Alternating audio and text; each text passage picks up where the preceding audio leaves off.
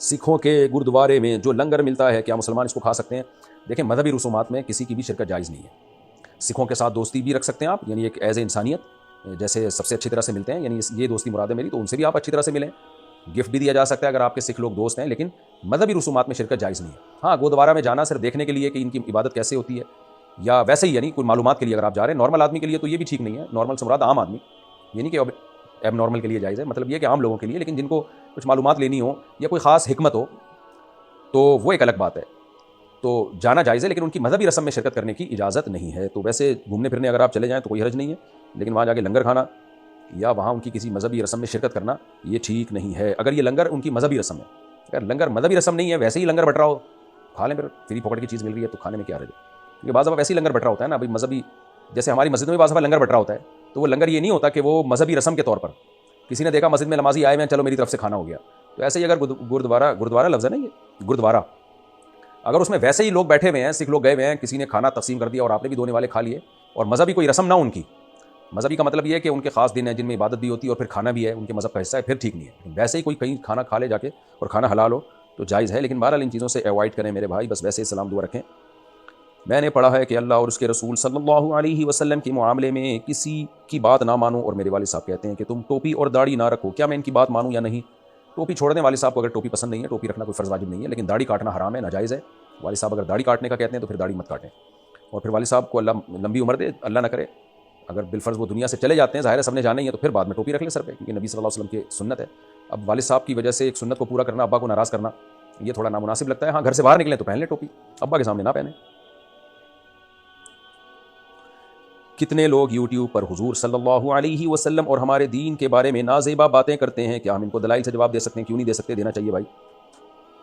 آپ کہتے ہیں کہ اللہ تعالیٰ نے ہمیں اپنی عبادت کے لیے پیدا کیا ہے، جبکہ میں نے کسی عالم سے سنا کہ اللہ تعالیٰ نے اس لیے پیدا کیا ہے کہ وہ دیکھنا چاہتا ہے کہ اچھا عمل کس کا ہے اور وہ انسان کا صبر آزمانا چاہتا ہے. وضاحت فرمائیں. دونوں باتوں میں کوئی تضاد نہیں ہے. قرآن میں ہے کہ وما خلقت الجن والانس الا لیعبدون، میں نے انسان جنات کو اپنی عبادت کے لیے پیدا کیا. دوسرے مقام پہ اللہ نے فرمایا سورہ ملک میں خلق الموت والحیات لیبلوکم ایکم احسن عملا، میں نے تمہیں پیدا کیا، میں دیکھنا چاہتا ہوں اچھا عمل کون کرتا ہے. تو عبادت اچھے عمل ہی کو کہا جاتا ہے، یعنی اللہ کی اطاعت کرنا. عبادت کا مطلب کیا ہے؟ اللہ کی مان کے چلنا.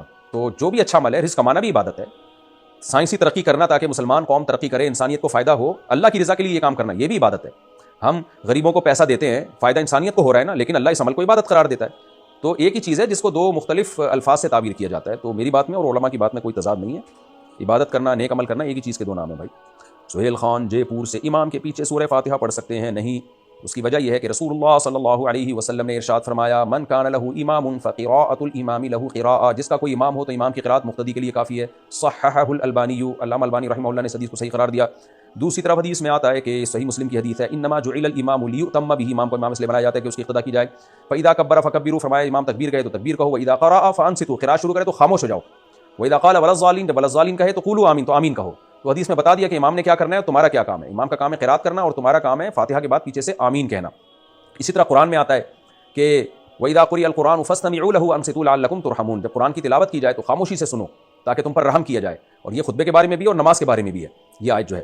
تو ان دلائل کی روشنی میں، اور بعض صحابہ کے بھی سخت فتاوی ہیں اس بارے میں، عبداللہ بن مسعود رضی اللہ تعالیٰ عنہ کا، تو ان کی روشنی میں وہ حدیثیں جن سے ہمیں امام کی قرات کا جواز کا پتہ چلتا ہے یا حکم کا پتہ چلتا ہے، تو وہ حدیثوں میں تعویل کی گئی ہے، ورنہ یہ دلائل زیادہ مضبوط ہیں. تو یہ دلائل زیادہ مضبوط ہیں، لہذا اس کے مقابلے میں جو حدیثیں ہیں وہ یا تو سند کے لحاظ سے کمزور ہیں یا وہ واجب التعویل ہیں. واجب التعویل کا مطلب جیسے ایک حدیث میں آتا ہے اقرا بہا فی نفسک، جب امام کے پیچھے ہو تو اپنے دل میں پڑھو. تو دل میں کا مطلب کیا ہے کہ اس کے معنی اور مفہوم میں غور و فکر کرو. تو اس طرح سے تمام حدیثوں میں تطبیق ہو جاتی ہے. اور یہ جو حدیث ہے لم یقرأ بفاتحۃ الکتاب لا صلاۃ لمن لم یقرأ بفاتحۃ الکتاب، جو فاتحہ نہیں پڑھتا اس کی نماز نہیں ہوتی. تو پوری حدیث یوں ہے من لم یقرأ بفاتحۃ الکتاب فصاعدا، صحیح مسلم میں الفاظ ہیں، جو سورہ فاتحہ نہیں پڑھتا اور آگے تلاوت نہیں کرتا اس کی نماز نہیں ہوتی. تو ہم کہتے ہیں امام کے پیچھے آپ تلاوت تو کرتے ہی نہیں ہو، فاتحہ کے بعد تو ویسے بھی آپ خاموش ہوتے ہو. تو جو اس حدیث کا مطلب ہے وہ اس حدیث کا بھی مطلب ہے جس میں آتا ہے کہ جو فاتحہ نہیں پڑھتا اس کی نماز نہیں ہوتی.